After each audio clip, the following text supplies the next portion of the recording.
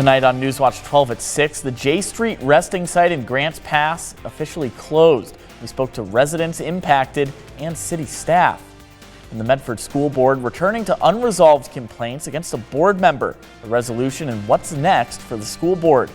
Plus, the Talent Art Walk is already underway. We'll take a live look into the event and what it means for the development of the community. All that and more coming up right now on NewsWatch 12 at 6. Live, local, late breaking. This is NewsWatch 12 at 6. Today, the city of Grants Pass officially closing its largest resting site for individuals experiencing homelessness. Thanks for joining us tonight. I'm Tim Quidadamo. I was there as Grants Pass police worked with local organizations to clear the J Street resting site. After clearing the J Street resting site of residents, the city of Grants Pass started clearing abandoned items with pickup trucks, dumpsters, and a bulldozer. The equipment you see is equipment that can support the cleanup, protect my officers from biohazard and specific wastes, and also getting hurt. Grants Pass Police and the city have been working with more than a dozen organizations for weeks to notify unhoused residents of the closure and to help get people connected to resources. Sean Vall, a business owner whose company is right next to the J Street site, told us what his experience has been like since the temporary camp opened last August. Absolutely horrible. I'm all for helping people, but this is not it. If we don't do this now at 300 people, what's it going to be like if we wait another year? Today, the city of Grants Pass issuing a statement on the closure, saying in part, the J Street camp was never considered a permanent site for people experiencing homelessness, and groundbreaking for a water treatment plant on that J Street lot is scheduled for May. Today, we also spoke to residents of the J Street site after being kicked off the property. Just one bad paycheck, one horrible mistake, one accident, one family tragedy, and anybody could be out here. One of the remaining concerns among some residents is that local organizations don't have enough shelter beds and people will end up back on city streets and in city parks. Tonight, Access is opening the downtown Medford warming shelter. The shelter is located at 332 West 6th Street. It will open its doors from 5:30, closing tomorrow morning at 8:30. For more details on the shelter, you can head to our website, kdrv.com.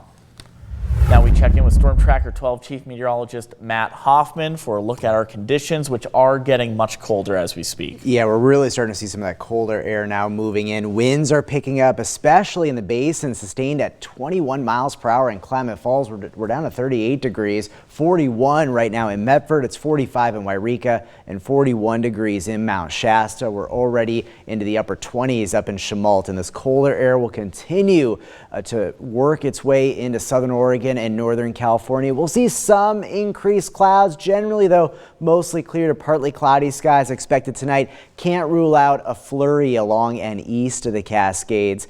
Taking a look at those winds though, really cranking up on the east side, especially getting some gusts between about 25 to 26 miles per hour in Klamath Falls, but winds will only strengthen as we head into tomorrow. Take a look at tonight, down to 23 degrees in Medford. We'll drop down to 17 in Klamath Falls, but with the gustier winds, wind chills will be brutal into tomorrow morning, and then again especially into tomorrow evening and night. East of the Cascades, we could be looking at wind chills down below 0. Take a look at tomorrow. Lots of sunshine across the region, but it's going to be definitely colder, and it's going to feel even colder with those gusty northeast winds. We do have wind advisories in place for a good chunk of the region. This will start later tonight and go through Sunday morning. So taking a look at the big picture, it's going to be cold and gusty this weekend. Lots of sunshine into early next week, but we're tracking a pattern shift, returning to some wet weather late next week. We'll talk more about that and the cold weather this weekend coming up in just a bit. Tim? Matt, thank you. We're continuing our coverage on the Medford School Board, returning to the 2 unresolved complaints against board member Michael Williams. Williams now censured. The vote took place after Williams handed out his statement and read it off as his lawyer prepared it. Complaints have been made against me to the Medford and Oregon State Police Departments, which resulted in a determination that those allegations were unfounded and were not in violation of state law. Williams did admit to having a heated discussion with Superintendent Brett Champion, but noted he was the only one being restricted. He requested the restraints against him be removed, and then he left the meeting. The board then discussed and made a decision.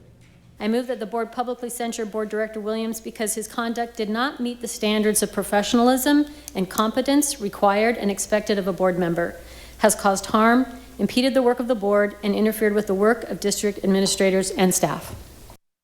The board said it looks forward to moving on and focusing on its students. A closer look at this ongoing story can be found on our website, kdrv.com. Right now, the first ever quarterly Talent Art Walk is in full swing, bringing local art, culture, and community to the streets of downtown Talent. You still have some time to make it down there. It runs until 7 o'clock tonight, with a few locations staying open a little bit later until 8. Let's check back in with NewsWatch 12's Samantha Cadera joining us live in Talent right now. Sam, how's the art walk going? Yeah, Tim, I'm actually here joined with Cecilia, one of the members that was able to help this kind of get going. Can you tell me about why you guys decided to do this? Yeah, of course. I'm the Destination and Tourism Strategic Planner with Talent Business Alliance, so we were the convener for this event and really saw an opportunity, of course, after the Almeda fires and the energy that's coming back into Talent to bring together all of the artists and makers and creators and bring people to see what we have here. Do you guys have your next date planned? Because I know there's like quarterly. What made you guys kind of decide that? Awesome. Yeah, we didn't want to infiltrate the system, so to say, with a lot of different events, but just wanted to kind of space it out to give people a chance to see the new art that's coming out and give our creators a chance to put new stuff out there. But yeah, they will be seasonal and expected to be the last Friday of each season. So the next one will be in April. Okay, and then how much time do we have left tonight to make it out to Talent to see? Yeah, you've got about an hour and a half if you still want to come out and check out the art. Yeah. All right, well, thank you so much. Yeah, did you guys hear that? We got about an hour left, so make sure you head out. Reporting live from Talent, I'm Samantha Cadera. Sam, thank you. Another Friday also means more hoops, highlights, and more coming up tonight on Round Ball Wrap at 11. But joining us live right now from St. Mary's High School is NewsWatch 12 Sports' Luke Doughton. Luke, a couple of big matchups happening tonight. Tell us about them. Yeah, Tim, one of those matchups tonight. It's a crosstown rivalry between St. Mary's and Cascade Christian. Both the boys and the girls playing tonight, but the boys on the court behind me right now.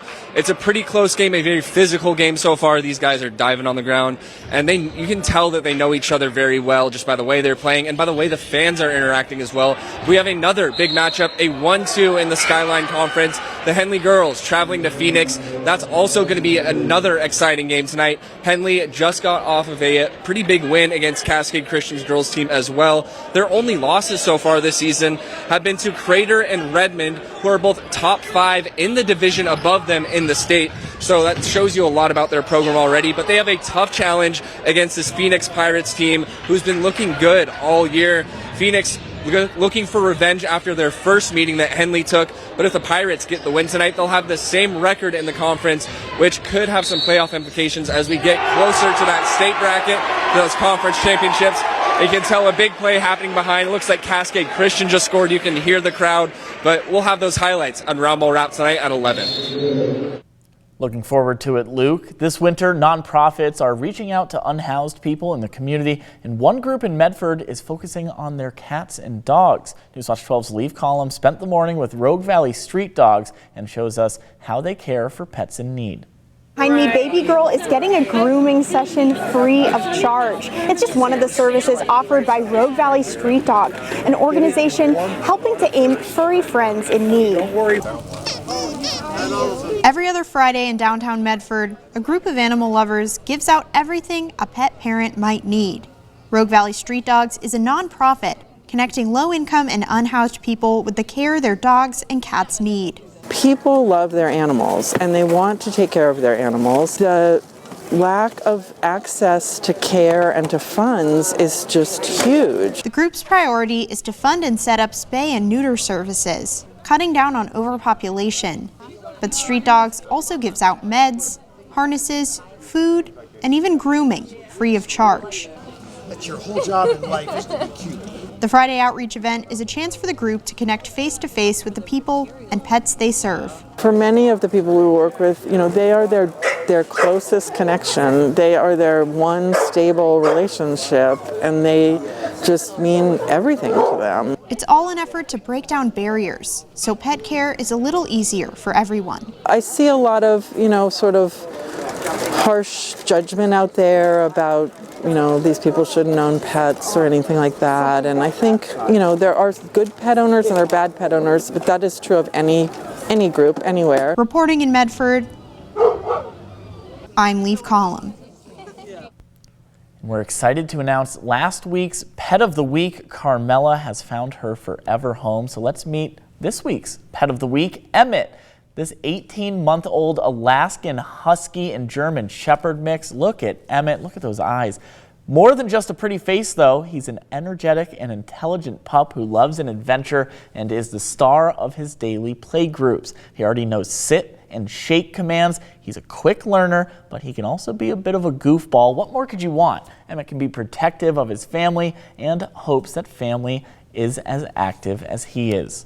If you want to meet Emmett, you can find him at the Jackson County Animal Shelter. Their operating hours on your screen now. Emmett's adoption fee has been waived. He does have an enthusiastic approach that may not be ideal for smaller dogs, but he does well with other dogs that he's met. Be warned though, he does believe he's a lap dog. Looking ahead to warmer weather and the outdoor activities, the Brit Festival Orchestra is announcing its lineup for 2025. Beginning June 12th, 4 guest conductors will lead the 63rd season. John Williams' score of Jurassic Park will be featured alongside some classical favorites. Tickets for the Brit Festival will go on sale February 24th.